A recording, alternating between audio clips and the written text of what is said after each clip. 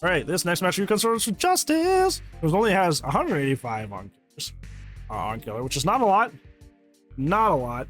So I don't expect you to be performing the best and not really know your killer fundamentals. There'll be a lot that you're still learning. So I'm not going to try to dink you for that. You're playing Chucky, which is a top 5, top 10 character in the game. So that's great. You're also on an indoor map as a partial stealth killer. So that's pretty cool.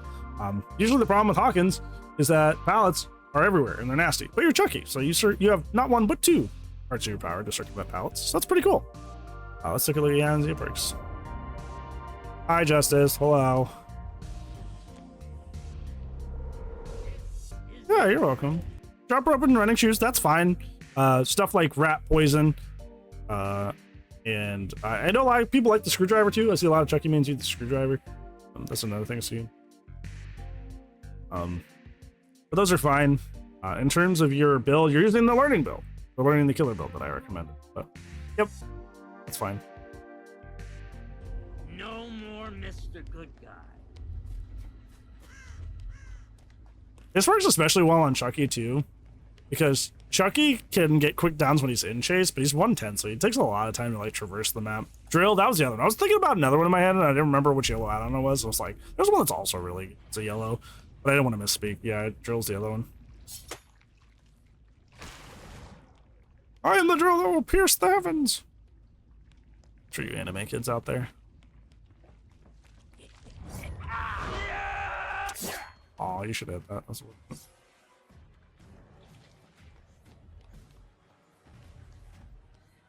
Unfortunately, you already have used your powers, so you can't just circumvent the sloop with it. Very important that you hit that. Why does this guy have a Carlos name from Resident Evil 3? And woo, scamper!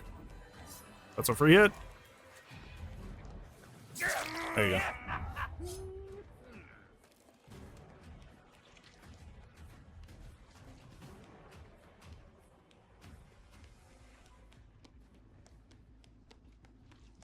Time to lose the spacebar.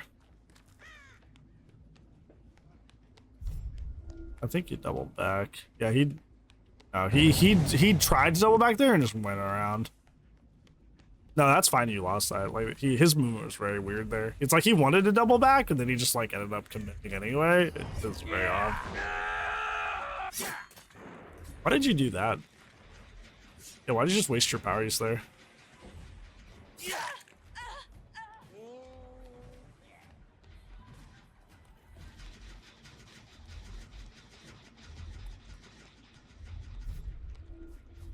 This is the part of the Chucky that really hurts. This is like his weakness. Over there. Is that like you spend a lot of time as a 110 melee killer just running. Woo, time to win. What? Oh, you actually get that. That's crazy. I would have waited and scampered, but oh, it worked out, huh?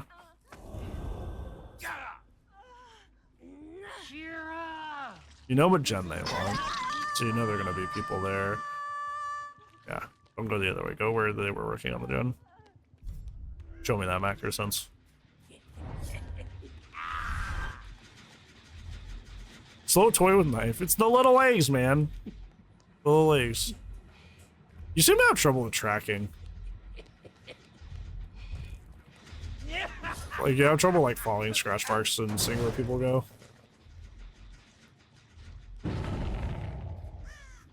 Which, like I said, if you don't even have 200 hours on killer yet, it would be a skill you have to learn.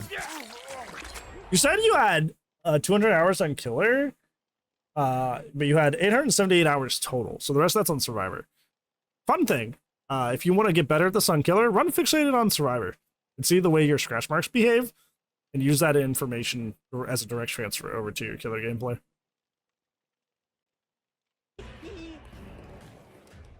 It'll help a lot more than you think, because then you're like, oh, okay, that's why the way scratch marks behave, without having to figure out like in the moment. Right? Run fixate on survivor for a little bit, since that's your main role. So you can learn the way that scratch marks behave. Visualizations like that, do you tunnel? What do you mean, situations like that? Define exactly what you're talking about.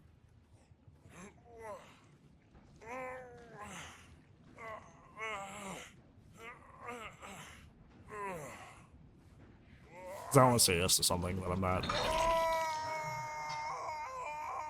If I don't know what fully you're talking about.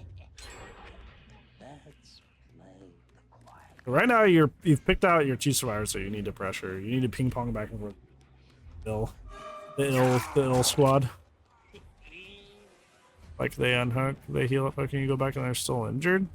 I would just down the person that's still injured, and then go after the person that's recently unhooked, because that forces a 3rd person off again somewhere to come help.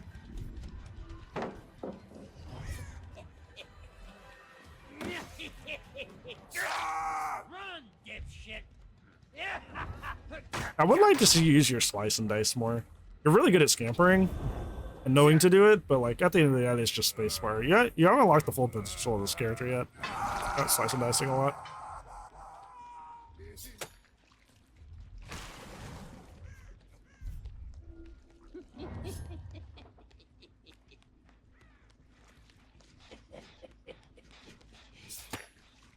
I don't know why you go stealth and then do that thing. It's like being in stealth mode and then like kicking a breakable wall, you know? It's like, I'm quiet, but also here I am.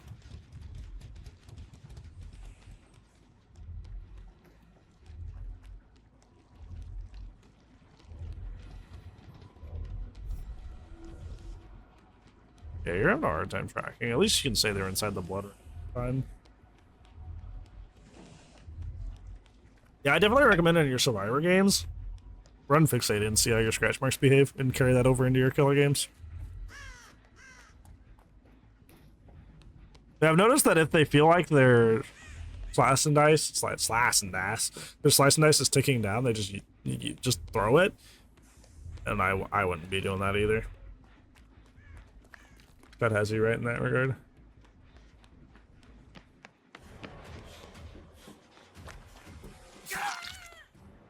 Yeah, you're trying to like 4-hook the whole team, but like you should be ping-ponging back and forth between 2 survivors, but you're trying to pressure everybody at the same time, which obviously doesn't benefit you. Lucky break.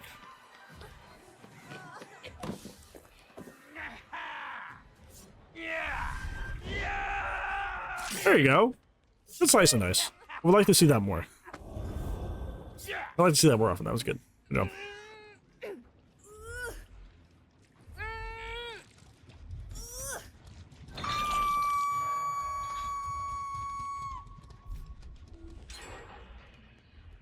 Yeah, it's a 2 gens, and you have one. You have been mostly just sticking to hooking everybody equally. You need to ping pong back and forth between people if you want to set yourself up for a win. There's David too in the background. You could have sliced and diced in there, but you chose not to. That'd be really cool. I do like regrets, so I would like that.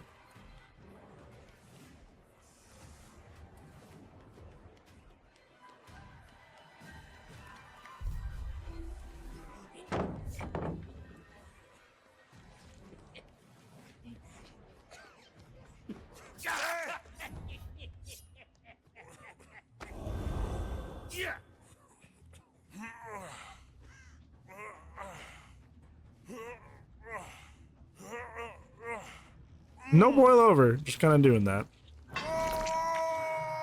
Right now, the moment you're done with this chase that you're about to have, you need to come back and kill Bill. You need to get Bill out of this game. I would argue that, like, even if you don't finish this chase, the moment that guy comes off hook, you need to go after him. You need somebody dead at Jenigo, you gotta make it happen.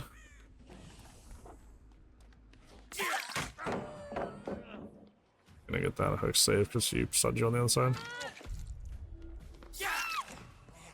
Yeah, keep going after Bill. Slug her, go after Bill. Good, good, good. Look, these frustration there. That pilot's usually circumventable. Oh no! Oh no, you should have went after Bill. Oh no, you need somebody dead. You need somebody dead at Jenigo. No! That's gotta hurt.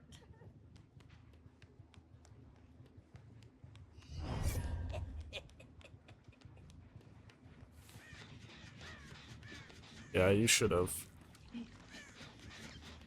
Yeah, you killed him there. Now he's just out there to go do events and stuff. He can essentially just heal up and mind his own business until the match is over. He is long gone. Got something for you, pisshead.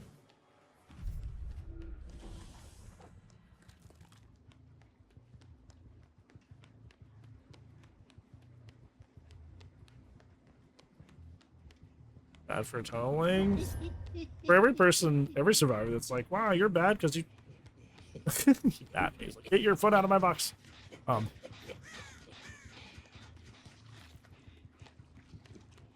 every survivor that says like, hey, like you're bad because you tunnel, they're running like Dead Hard, DS, Prove Thyself, bringing a toolbox, bringing a syringe. It's okay when they try. Not when you try. You have no idea what everybody is. Come here, Thankfully. you dumb shit.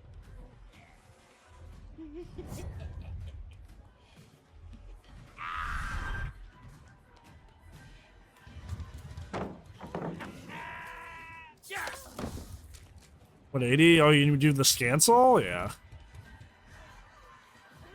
What else should I see? People do that all the time. About time.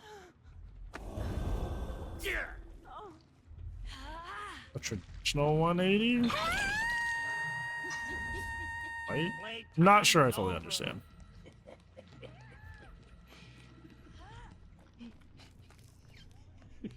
Probably just everything.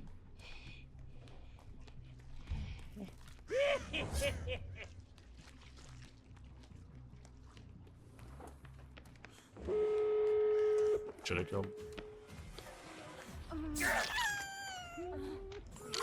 I'm pretty sure. Yeah, that's what I was saying when people were like, wow, Hawkins coming back. I'm so excited. I'm like, are you ready for really, really bad room RNG? Good guy I am. wins. Yeah, there it is. So you guys are just talking about that. It's like, yeah. Are you ready for really bad room RNG? That's gonna happen.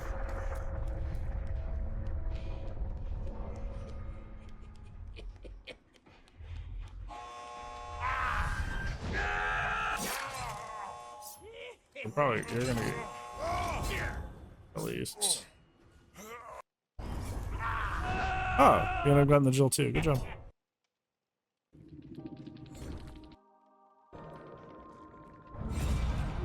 Okay. In terms of this match review, most of your mistakes were in macro play. In Dead by Daylight, a lot of people and Twitter, on the forums are like, gosh, it's so stressful to pressure 4 survivors at once. You're right. It is. That's why you don't do it. you don't pressure 4 survivors at once. You pressure 2 at a time. So that's why in terms of your main takeaways, your first takeaway, pressure 2 survivors at once. The first time you hooked Bill, the first time you hooked Jill, those should have been your 2 focus. You should have bounced back and forth between those 2 characters until one of them was dead. If you don't have any perks like Pain Res, No Way Out, Grim Embrace, stuff like that requires you to hook the whole team, you don't have to. You don't have to hook the whole team. So just ping pong back between the 2 of them before they're dead. The main reason you were in a really rough spot here is because you got down to 2-to-1 gens and you had hooked most of the team fairly evenly. So you didn't have anybody to go to be like, okay, I need this person dead now because you've been playing too fairly the entire time. Ping pong back and forth between 2 survivors. Make your life a whole lot easier. In tandem with that, your second takeaway, get your death hook gamers out. There was a point where Bill was death hook and you needed to get him out of the game so you could create a 3v1 situation so you could snowball, and you left him up. You left him alive, and it allowed them to sit in the background and do gens and not force them into a tremendously bad situation. So buy 2 gens, you need somebody dead. If that's not the case, you need to find that person that is closest to death hook and chase them immediately. Immediately. Third takeaway, I would like to see you slice and dice more. You seem to have the scamper thing down pat, but your slice and dices leave a lot to be desired if you're using them at all. And definitely don't be using them as a movement tool. So I would put some effort into learning how to use the slice and dice. Watch streamers or YouTubers for Chucky that like to go for slice and dices and take advice from them. So, yeah.